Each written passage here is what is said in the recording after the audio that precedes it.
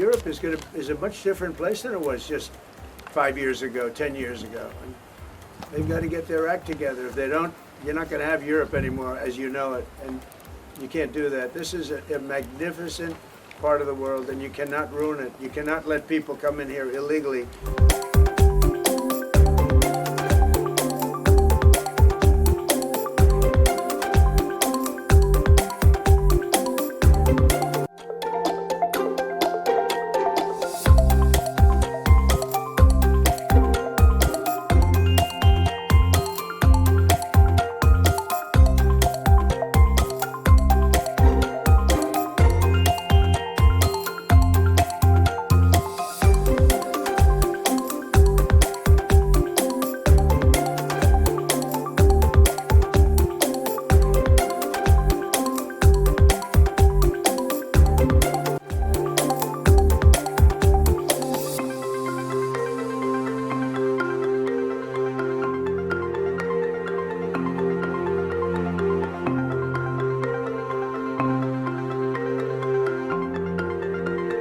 Immigration is a big factor, and I think, frankly, if they're coming from other countries and you don't know who they are, and are they coming from prisons? We have them where they came in from prisons. We're moving them all out. We had a border last June, just recent, last month. We had 0 people come into the country, 0, other than coming through legal means.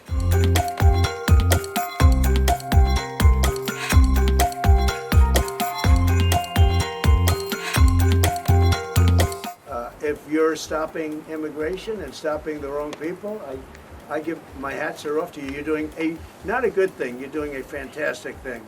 So I know nothing about the boats, but if the boats are loaded up with bad people, and they usually are, because other countries don't send their best. They send people that they don't want, and they're not stupid people, and they send the people that they don't want.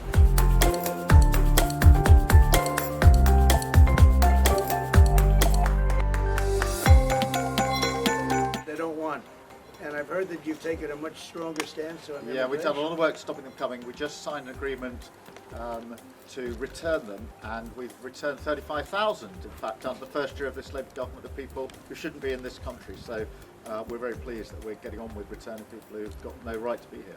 That's great. As somebody that loves this, I love this country. My mother was born in, as you know, born in Scotland, and it's an incredible place, a beautiful place. And if that be the case, I congratulate you. That's exactly.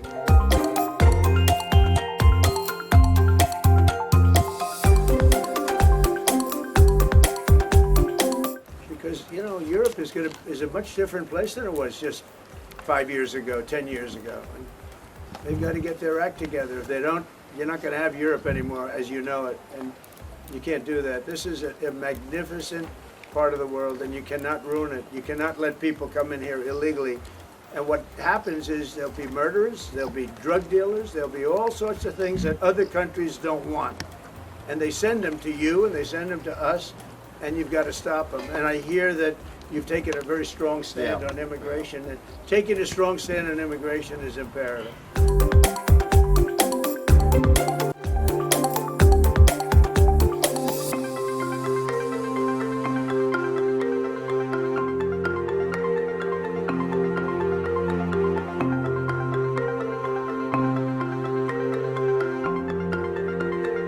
The comment that Trump made just before that about dismissing Macron was about arriving in Europe and telling very bluntly, saying for the first world leader to do so, and to do so bluntly and unequivocally.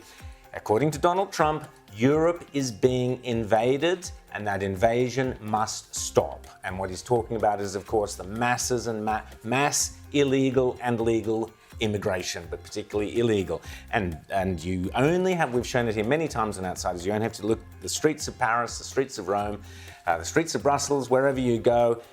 Social cohesion has broken down, law and order is breaking down, and it is because of this mass influx of people from different cultures, from different parts of the world, and the failure to assimilate. It's very simple. Donald Trump has called it out, James, and said this invasion, his word, must stop. Well, it's not only Donald Trump who's calling it out, it's ordinary citizens of these countries. Yes. In Britain, there has been a huge controversy this week because in a small town, they had been putting in migrants who who'd come across the channel into these accommodation centers and giving them food, shelter, hot meals, welfare, legal aid, legal representation, while there's 1 million people waiting for housing in Britain. Britons say, well, enough of this. But it gets worse because in this one particular town, one of them, a migrant from Ethiopia, allegedly committed a sexual assault on a teenage girl there 8 days after he'd arrived in the country. Well, I mean, fine, allegedly, but whatever. This has gotten the locals furious.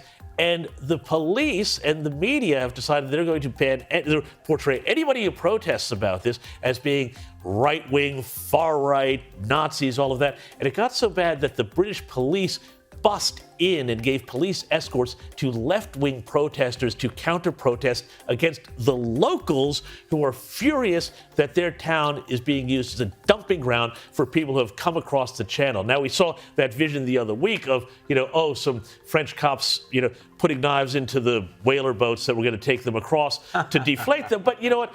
I think that we're getting past time for more kinetic solutions to this here. But Rita, you also saw what James is referring to as an Epping as well. Yeah. Last week you had ordinary mums and dads out there, particularly mums who are concerned about the welfare of their daughters, who are constantly being harassed by these illegal immigrants. They had banners saying, "We are not right wing. We are not far right." This is how stupid it has become in Britain. You have the case of Lucy Connolly, I think her name is, who's in jail simply for a tweet. She's got 31 months in jail simply for a tweet which is deemed to be racist because, again, it's criticising the immigrants. This is toxic, dangerous stuff. Is Keir Starmer on top of it? No. Well, he is promising to smash the gangs. His focus is the human traffickers. So it's a very easy thing for the left to focus on that as opposed to the issue, which is the fact that their border protection policies are completely failing and they really haven't. But you can't just look at Labor because Tories were in power there. Absolutely. And they did nothing about this as well. Every election that would go promising to slash not just legal migration, but legal migration, and yet record numbers would continue to come in. So the faces of these countries have changed. This is something we've talked about for years. It's something Douglas Murray wrote about, a decade ago, The Strange Death of Europe, maybe even longer than that. And it is the death of Europe. And that's why we're seeing countries where you would never expect the centre-right option to be in power winning, from Finland, Sweden. When you look at countries, obviously, that are revolting against this trend. And the UK itself, Reform are ahead in the polls, ahead of Labor and the Tories. And again, you would think in a party system, first past the post system, that couldn't happen, that if you had another Conservative option, it would split the vote and Labor would just keep on winning. But no, Reform right now, Farage will get if there. an election was in held number today, 10, I predict it in 2014 and it will happen.